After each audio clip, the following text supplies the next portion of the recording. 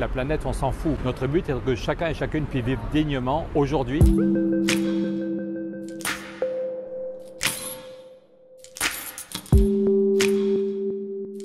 Zéro exclusion, zéro pauvreté, zéro CO2, zéro carbone, ça montre bien le lien entre la question du climat et la question de la justice sociale. Notre but n'est pas de sauver la planète. La planète, on s'en fout. Quand les dinosaures sont morts, la planète a continué à tourner.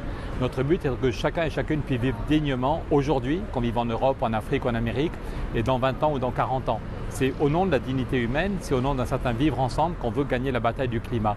Et donc c'est très bien de rappeler que ces trois objectifs sont liés et qu'on peut et qu'on doit gagner la bataille sur ces trois objectifs en même temps.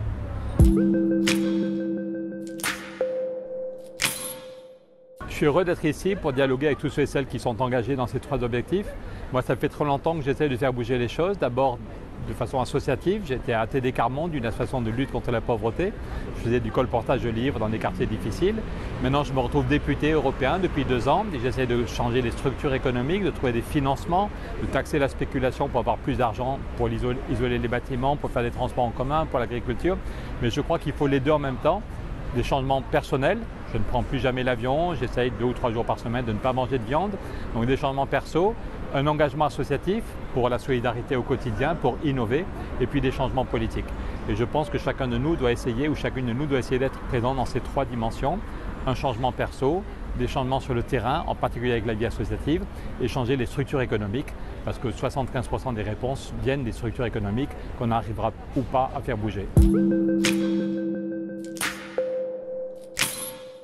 Ça fait 7 ans que je suis vraiment engagé sur la question du climat avec Jean Jouzel, un des plus grands climatologues européens.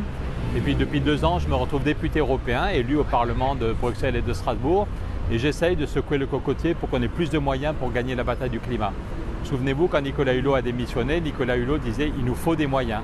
Maintenant, la plupart des gens ont compris la gravité du problème climatique, mais si on veut faire des transports en commun partout pour éviter les voitures, si on veut mettre en place de l'isolation des bâtiments pour éviter le CO2 qui vient du chauffage, si on veut aider les agriculteurs à se transformer, il faut des milliards. Et dans chaque pays, on a du mal à trouver cet argent, et pas contre au niveau européen, on montre qu'il y a des solutions.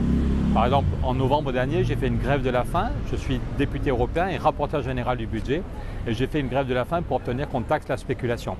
D'abord, j'avais fait voter par 70% des députés européens l'idée que oui, on peut taxer la spéculation. Une petite taxe de 0,1% sur les mouvements financiers rapporterait chaque année 60 milliards d'euros. Et si on avait chaque année 60 milliards d'euros, on peut isoler beaucoup de maisons, on peut faire beaucoup de transports en commun et on peut avoir un partenariat renouvelé avec l'Afrique. Donc on a réussi à mettre le zoom avec cette grève de la faim, on a réussi à mettre le zoom sur cette négociation, mais le lobby bancaire a stoppé la négociation, donc on est pour le moment en situation d'échec et c'est pour ça que c'est très bien si on est très nombreux à s'engager pour obtenir de relancer la négociation. Et pour changer l'équipe qui arrive au pouvoir en France, je pense qu'il faut être tout à fait clair, c'est pour le moment la France qui bloque la négociation, que ce soit pour taxer la spéculation ou pour sortir des énergies fossiles.